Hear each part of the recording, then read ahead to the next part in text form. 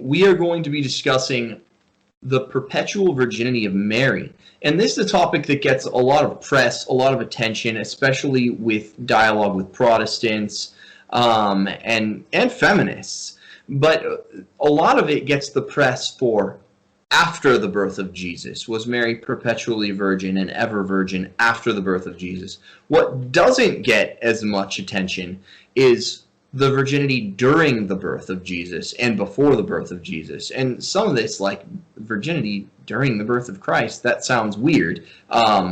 Maybe, William, you could just kind of give us a lay of the land and give us a little bit of what are the issues here? Like, what do we mean when we say that the perpetual virginity of Mary as compared to before the birth of Christ and during the birth of Christ and after the birth of Christ?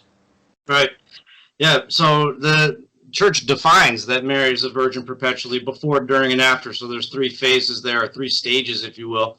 You're right about that. The after one is the one that Protestants are hung up on the most because of the so-called brothers of Jesus and all. We can get into that. But the before, the Protestants don't have any problem with. The during, they don't actually talk about a lot. It's actually in the Catholic world that the during is very confusing for people, or they don't, or they're uncomfortable with it and all. So I think what's important is that when we're talking about virginity here, there's two aspects here. So the term's a little bit broader when we're talking about Mary than we would probably understand virginity as Americans living right now. So when we hear the word virginity, we immediately think of the sex act. So if she's a virgin, she didn't have sex. If she isn't a virgin, she did. Okay, got it. But this is, it includes that definition as well, but it also refers to the full just physical integrity. So if you can imagine, if a woman were to get pregnant in some way outside of the sex act, when she actually gave birth, that would, in this definition, take away her virginity physically, because there would be a loss of integrity to the body, damage, if you will, right? Sure, birth is hard on the body. I'm a father 5 times over, and birth is something that's very taxing on the woman's physiology. And obviously, that would pose some theological problems, which is why the church has the doctrine that she has. But so many are ignorant of it, so I'm really blessed to have you on. Thanks. Well, thank you. So once you get into that understanding of the broader definition of virginity in this sense as applied to Mary, this is what we're talking about.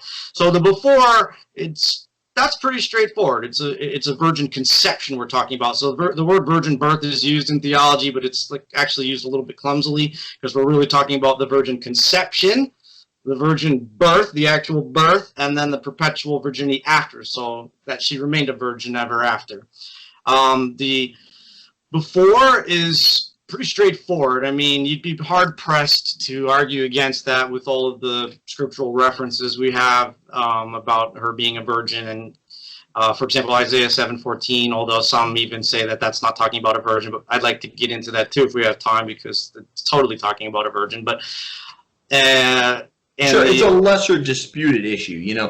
That's something you might run into with Jews if you were having dialogue with the Jews. So the before is not really such a big deal. Well, I shouldn't say a big deal; it's a huge deal. But I should say it's not a huge theological problem for most believing Christians, Protestant or Catholic, because Scripture's is pretty straightforward about that.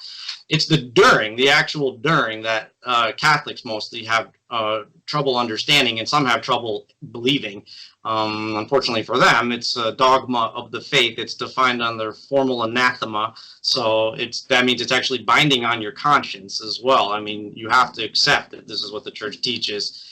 So that doesn't mean you might not understand it, and you might struggle to understand what it means. That's totally different. Of course, we're always struggling to understand what things mean. None of us have the mind of God, so, or I should say, we do have in baptism. We don't have his actual mind. We're not God, right? Okay, so Sure, there's mysteries of the faith that are hard to comprehend, hard to understand, and that we have to grapple with. And actually, God gives us those as a mercy because it keeps our intellects interested in pursuing the divine mysteries and thinking of them. So St. Augustine says some of these hard passages in scriptures and some of the hard doctrines of the church, God gives to us as a mercy, so we are drawn to contemplate him.